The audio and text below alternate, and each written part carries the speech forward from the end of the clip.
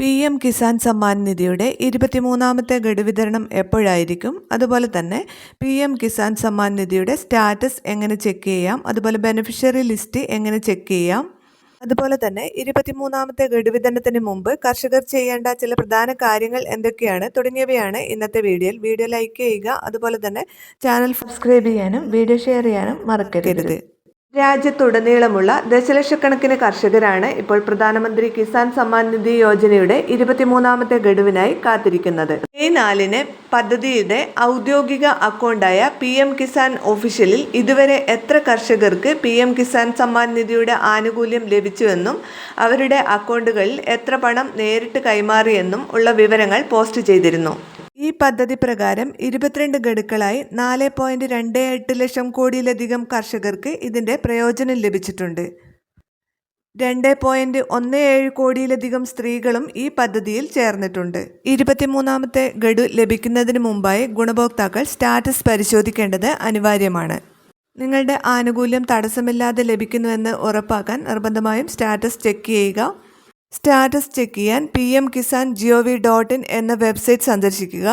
No your status എന്നതിൽ click ചെയ്യുക. Home പേജിലെ ഫാർമേഴ്സ് കോർണറിൽ ഈ ഓപ്ഷൻ കാണാം.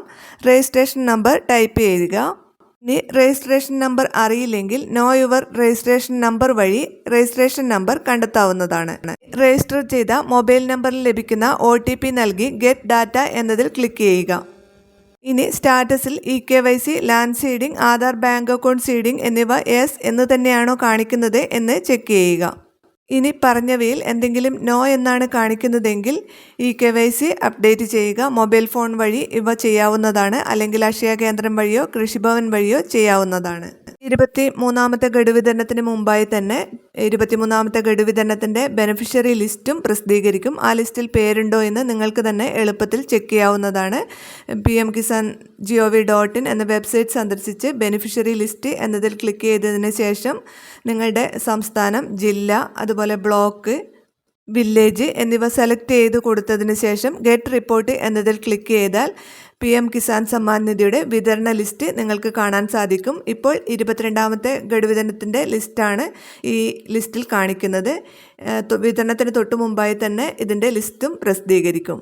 ഇനി 23ാമത്തെ ഗഡു വിതരണം ഉണ്ടാവുക ജൂൺ മാസം അവസാനത്തിലോ ജൂലൈ മാസം ആദ്യമോ ആയിരിക്കും എന്നതാണ് റിപ്പോർട്ടുകൾ സൂചിപ്പിക്കുന്നത്.